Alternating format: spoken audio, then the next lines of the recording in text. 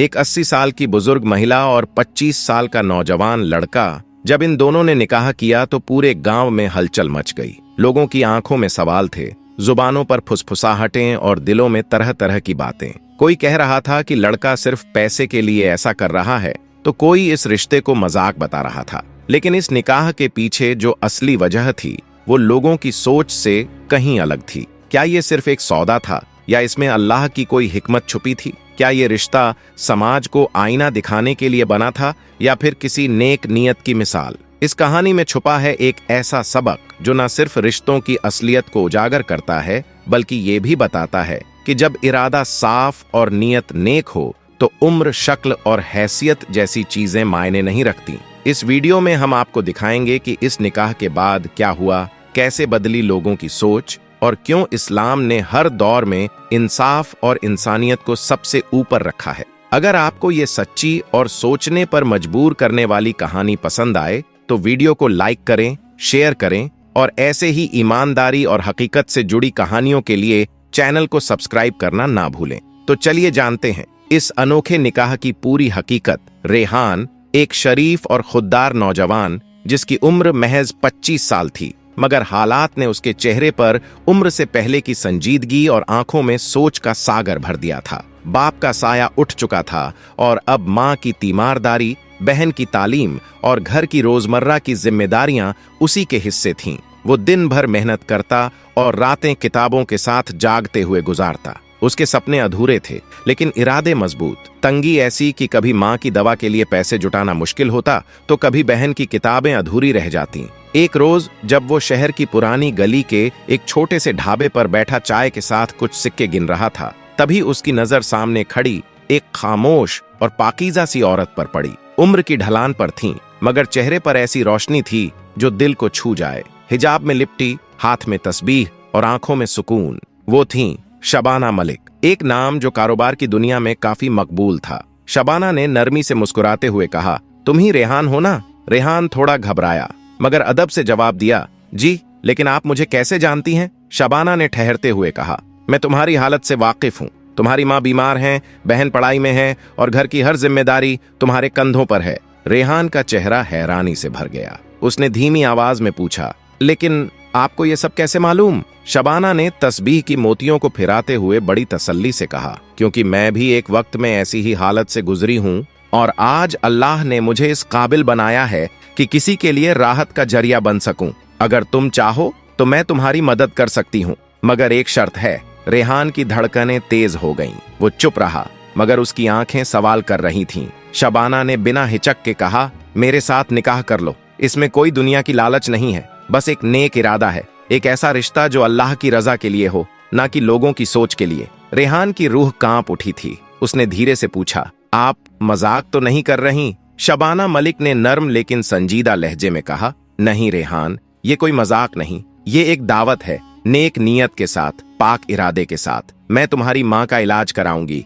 तुम्हारी बहन की पढ़ाई की जिम्मेदारी उठाऊंगी और तुम्हारे सिर से कर्ज का बोझ भी हटेगा। लेकिन इसके बदले में मैं सिर्फ तुम्हारा साथ चाहती हूँ निकाह के रिश्ते में। रेहान के भीतर एक तूफान उठ खड़ा हुआ था। क्या ये अल्लाह की तरफ से भेजा गया कोई इम्तिहान था या फिर हालात की मजबूरी में लिपटा कोई सौदा? उसने खामोशी से शबाना की आंखों में देखा। वो आंखें सब कुछ कह रही थीं, न कोई लालच, न कोई दबाव, सिर्फ सच्चाई और राहत की पेशकश। रेहान की सोच उलझने लगी। क्या ये निकाह उसकी मुरादों का जवाब था या तकदीर की एक नई करवट? और फिर शबाना ने आगे कहा, तुमसे कोई आजादी नहीं छीनी जाएगी। तुम्हारी मर्जी, तुम्हारा मकसद सब वैसे ही रहेंगे जैसे अल्लाह ने तुम्हारे नसीब में लिखे हैं। बस कुछ उसूल होंगे जो इस रिश्ते को पाक बनाए रखेंगे। तुम्हारी रजामंदी ही सबसे बड़ी शर्त है। शब्द बहुत आसान लग रहे थे मगर दिल में उठती हुई उथल पुथल को वो कैसे शांत करे? रेहान कुछ पल चुप रहा, फिर बिना कुछ कहे उठ खड़ा हुआ। वो भारी कदमों से वहां से चला गया। उसके पीछे रह गई शबाना,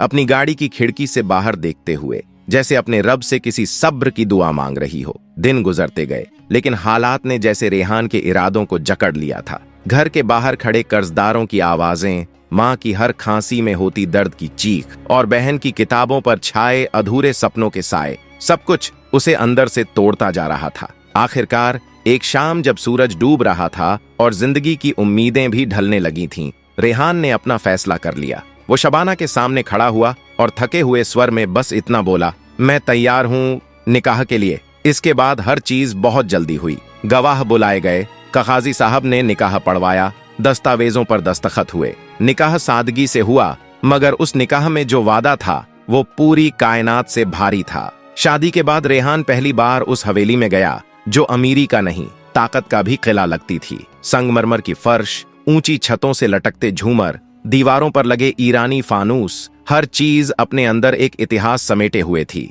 रेहान को पहली बार एहसास हुआ, यह औरत सिर्फ अमीर नहीं है, बल्कि उसकी रुतबा, उसकी मौजूदगी ही एक मुकम्मल राज है। नौकर चाकर उसकी बात बिना बोले समझते थे। हवेली की औरतें जब रेहान से बात करतीं तो नजरें झुकाए जैसे वो किसी शहंशाह से मुखातिब हों। रातें खामोश थीं, लेकिन उस खामोशी में कुछ था जो चुभता था। सब कुछ रेहान की सहूलियत के मुताबिक था, मगर अंदर ही अंदर उसे कोई नामालूम सी बेचैनी महसूस होती, जैसे किसी पुराने गुनाह की परछाई हवेली में अब भी घूम रही हो। कुछ ही दिनों में रेहान की नजर हवेली की दूसरी मंजिल पर पड़ी। वहां एक बहुत बड़ा दरवाजा था जिस पर भारी ताला पड़ा रहता था और 2 नौकर हमेशा उसकी निगरानी करते थे। कोई उस ओर जाने की हिम्मत नहीं करता। रेहान के जहन में सवाल उठने लगे, आखिर उस कमरे में ऐसा क्या है जिसे छुपाया जा रहा है? निकाह तो हो चुका था, मगर दोनों के बीच अब भी जज्बात की दीवार खड़ी थी। शबाना ने कभी रेहान को मजबूर नहीं किया। वो चाहती थी कि अगर वो उसके पास आए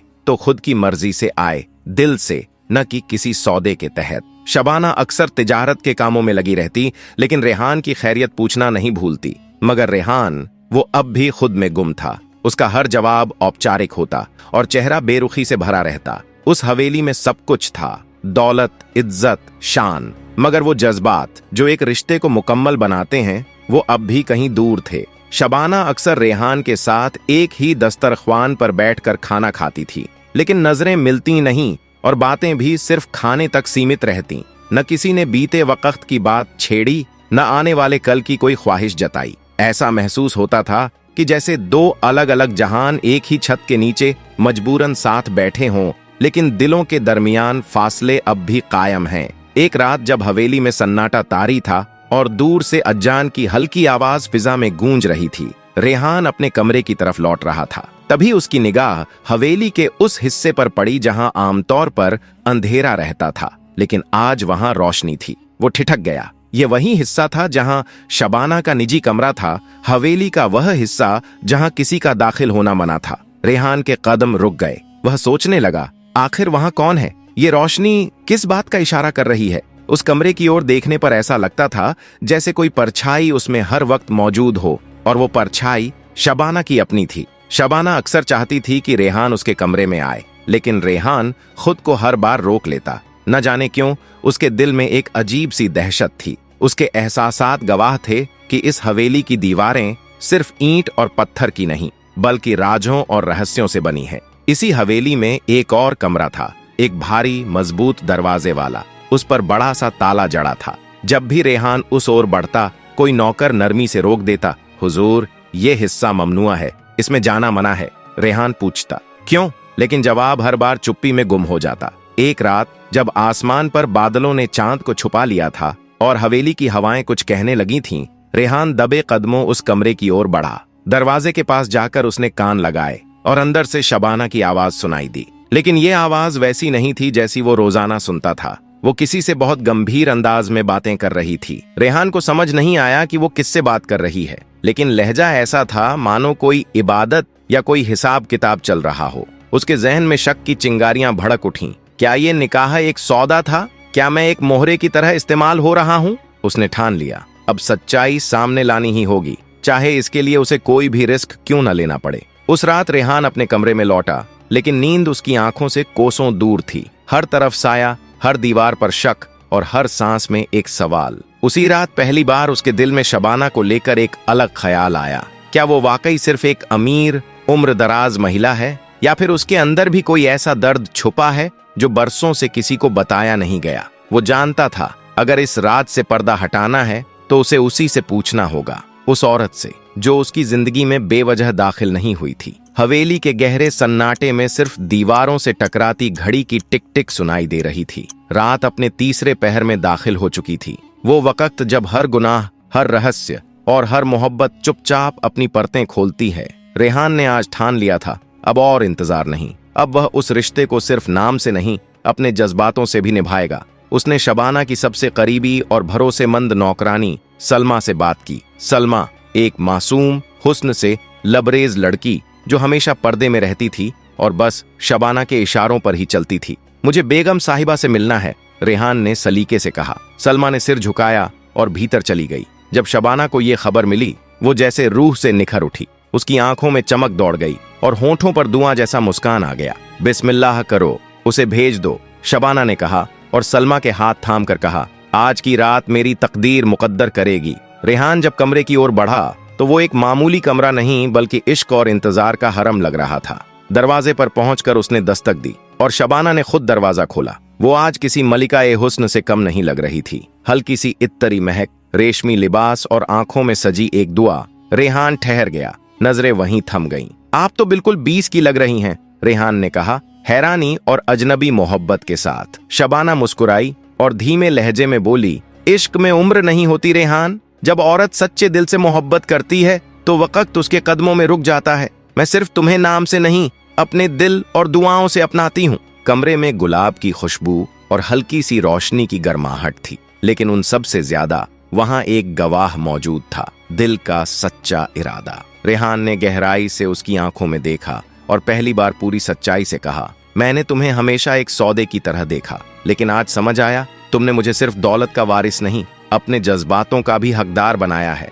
शबाना ने अपनी पलकों को झुकाते हुए सिर उसके कंधे पर रख दिया। मर्द जब औरत को अपना कहता है, ना मजबूरी में ना मतलब में बल्कि मोहब्बत से, तो वो औरत उस पल जवान हो जाती है। यही पल मेरी दुआओं की कबूलियत है। रेहान ने उसका हाथ थामकर उसके माथे को चूमा, जैसे इश्क की पेशानी पर सजदा कर रहा हो। कमरे की रोशनी अब धीमी पड़ रही थी, लेकिन रेहान और शबाना की आंखों में जो रोशनी थी वो उम्मीद की थी, भरोसे की थी और शायद अब किसी गहरे राज के खुलने की भी। रेहान ने शबाना का हाथ अपने सीने पर रखा और कहा, नहीं, यह धड़कन अब तुम्हारी है। जब तक यह चलती रहेगी मैं तुम्हारा रहूंगा। शबाना की आंखों में चमक थी और उस चमक में जवानी नहीं बल्कि सच्चे प्यार की रोशनी थी। वह करीब आई, अपने माथे को उसके सीने पर रखकर बोली, मैंने अपनी जिंदगी में बस 2 बार जी भर के सांस ली है। एक जब तुमने मुझे अपनी बीवी कहा और दूसरा जब तुमने मुझे अपना कहा। रेहान ने उसके बालों को धीरे धीरे सहलाते हुए कहा, मैं तुम्हारी हर झुकी हुई लट में मोहब्बत की कसम खाता हूँ। उसकी आंखों में वह मासूमियत थी जो सिर्फ पहली मोहब्बत में होती है। वह शबाना के इतने करीब हो गया कि सांसें भी अलग नहीं लग रही थीं। फुसफुसाकर रेहान ने कहा, अब मेरी जिंदगी के हर दिन का मतलब सिर्फ तुम हो। मैं तुम्हारे बिना बिल्कुल अधूरा था, यह आज समझ में आया है। उस रात दोनों ने कोई वादा नहीं किया, कोई कस्में नहीं खाई, क्योंकि उनकी खामोश नजरों ने सब कुछ कह दिया था। कमरा अब सिर्फ एक जगह नहीं था, वह उनकी मोहब्बत की दास्तान बन चुका था। बाहर हवाओं में एक अजीब सी मिठास घुल रही थी। रेहान को लगा वह तो बस रात जानने आया था, मोहब्बत तो अनजाने में ही हो गई थी। मगर मोहब्बत यहाँ एक तरफा नहीं थी। शबाना ने हार नहीं मानी। वो रेहान के पास आई और उसके होठों पर उंगली रख दी। अब कुछ है और तुम भी रेहान को कुछ करने की जरूरत नहीं रही। शबाना पहले ही इश्क में डूब चुकी थी।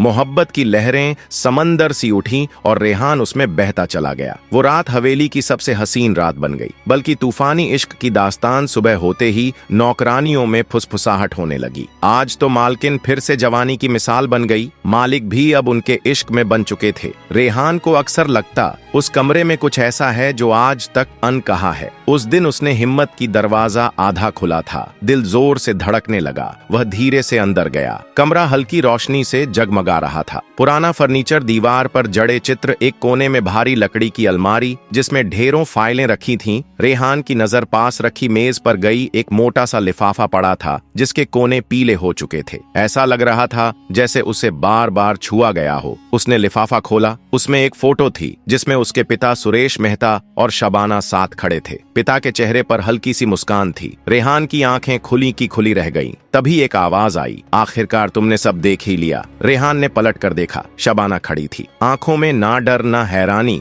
मानो उन्हें पहले से पता था कि यह लम्हा आएगा ही। रेहान ने फोटो छिपा ली, कांपते हुए कहा, ये शादी कोई सौदा नहीं बल्कि बदला था। शबाना मुस्कुराई, तुम बहुत समझदार निकले रेहान, मुझे नहीं लगा था तुम इतनी जल्दी सच्चाई जान जाओगे। रेहान के जज्बात फूट पड़े, तुमने मेरी मजबूरी का इस्तेमाल किया, मेरे पिता से बदला लेने के लिए मुझे सिर्फ एक औजार बनाया। शबाना ने शांत और मजबूती से कहा, अब जब सच सबके सामने है तो सुनो रेहान, मैं तुम्हारे पिता से वाकई मोहब्बत करती थी। वो मेरे पहले और आखिरी इश्क थे। जब मैं 25 की थी मेरी जिंदगी वीरान हो गई, मेरा पति रुखसत हो गया। उस वक्त तुम्हारे पिता ने मेरा सहारा बने, मैंने उनकी मोहब्बत समझ ली, मगर हकीकत कुछ और थी। वो सिर्फ अपने फायदे के लिए थे। जब मैंने शादी की पेशकश की तो उन्होंने मुझे ठुकरा दिया। उसी दिन मैंने अल्लाह से कसम खाई, अगर मैं उनकी नहीं बन सकी तो उनका खून बेहिसाब नहीं बहेगा। जब मैंने तुम्हें देखा बचपन में तो दिल ही दिल में तय कर लिया कि तुम ही मेरी तकदीर हो। मैंने तुम्हारे साथ शादी की, बदले के लिए नहीं बल्कि उस ईमानदारी के लिए जो मुझ में बाकी रह गई थी। मैंने तुमसे दस्तखत लिए ताकि तुम मुझे कभी छोड़ न सको। शबाना ने एक पल रुककर मुस्कुराते हुए कहा, लेकिन रेहान, तुमने वो किया जो तुम्हारे पिता कभी न कर सके। तुमने मेरी इज्जत की, मेरी तकदीर को समझा। तुम्हारी इंसानियत ने मेरी नफरत को मोहब्बत में बदल दिया। रेहान ने कांपती आवाज में कहा, अब मैं तुम्हारी मोहब्बत का बंदी हूँ, तुम्हारा गुलाम। शबाना ने गहरी नजर से कहा, तुमने मुझे कैद करने की कोशिश की मगर खुद अपने प्यार की जंजीरों में जकड़े हो गए। तुम्हारा बदला हार गया और मोहब्बत जीत गई। रेहान ने शबाना की नाजुक कलाई थामी और उसे अपने दिल से लगा लिया। मैं तुम्हें माफ करता हूँ क्योंकि तुम्हारा दिल अब साफ है और मैंने अपनी तकदीर पाली। शबाना की आंखें नम हो गईं। उसने फुसफुसाते हुए कहा, अब अगर मौत भी आ जाए तो कोई अफसोस नहीं क्योंकि तेरा प्यार मिल गया। वो हवेली अब रेहान का महल बन गई। लेकिन कुछ वक्त बाद शबाना बीमार पड़ गई और कुछ हफ्तों में हमेशा के लिए इस दुनिया से रुखसत हो गई। उसके आखिरी अलविदा के वक्त रेहान ने बस इतना कहा, मैं तुम्हें माफ करता हूँ शबाना, और तुम भी मुझे माफ कर देना। कहानी यहीं खत्म नहीं हुई। शबाना की 22 साल की नौकरानी सलमा, जो हमेशा रेहान की सेवा करती थी, अब उसके और करीब आ गई। उनका रिश्ता धीरे धीरे छायाओं से निकलकर रोशनी में बदल गया। रेहान ने सलमा से शादी कर ली। अब हवेली में न तो अकेलापन था न सन्नाटा। रेहान की माँ और बहनें भी वहीं थीं। जहाँ कभी शबाना का अधूरा इश्क गूंजता था, वहाँ अब सलमा की मुस्कान और रेहान की सुकून भरी जिंदगी बस चुकी थी। रेहान की मोहब्बत और इंसानियत ने उस दिल को बदल दिया जो कभी सिर्फ बदले की आग में जलता था। वो औरत जिसने बदला चाहा था, आखिरकार मोहब्बत की बंदी बन गई। ये कहानी हमें यह सिखाती है कि सच्चाई, वफादारी और दिल से किया गया इश्क सबसे बड़ी ताकत है। कई बार हम दूसरों को तकलीफ देने की सोचते हैं लेकिन खुद ही उनके प्यार की बेड़ियों में बंदी हो जाते हैं। रिश्तों में सम्मान, समझदारी और सच्ची भावना हो तो हर जख्म भर सकता है। रेहान ने जिसे माफ किया वही उसकी सबसे बड़ी जीत बन गया, और जिसने सिर्फ बदले की सोच रखी उसके दिल में भी आखिरकार सच्चा प्यार जाग उठा। कई सालों बाद एक शाम जब रेहान बालकनी में बैठे थे और हवेली के आंगन में बच्चों की हंसी गूंज रही थी तो सलमा आई और बोली, सोचती हूँ अगर शबाना आपा हमारी जिंदगी में ना आती तो क्या आज हम यहाँ तक पहुँचते। रेहान ने मुस्कुराकर जवाब दिया, शायद नहीं, तब हम भी उन्हीं लोगों की तरह होते जो सिर्फ सांस लेते हैं लेकिन मकसद से खाली होते हैं। सलमा की आंखें भर आईं। उसने बदले की आग में हमें जलाया नहीं बल्कि इंसानियत की रोशनी दे दी। दोस्तों, अगर ये कहानी आपके दिल को छू गई हो, अगर आपने भी कभी किसी को माफ किया है या किसी ने आपके जख्म पर मरहम रखा है तो इस वीडियो को लाइक जरूर करें। इसे अपने दोस्तों और परिवार के साथ शेयर करें ताकि ये जज्बात और ये सीख उन तक भी पहुंचे जिनकी जिंदगी शायद किसी मोड़ पर ठहरी हो। कमेंट में हमें अपनी कहानी या एक लाइन जरूर बताएं। आपकी एक बात किसी और की उम्मीद बन सकती है। और हाँ, अगर आप ऐसी ही और कहानियों से जुड़ना चाहते हैं जो सिर्फ कहानी नहीं बल्कि आईना बनकर जिंदगी को समझने का नया नजरिया दें तो हमारे चैनल को सब्सक्राइब करें और बेल आइकन को ऑल पर जरूर सेट करें ताकि अगली दफा जब कोई सच्ची कहानी दस्तक दे वो सबसे पहले आपके पास पहुंचे। अल्लाह आपको सलामत रखे। दुआओं में याद रखिएगा। खुदा हाफिज।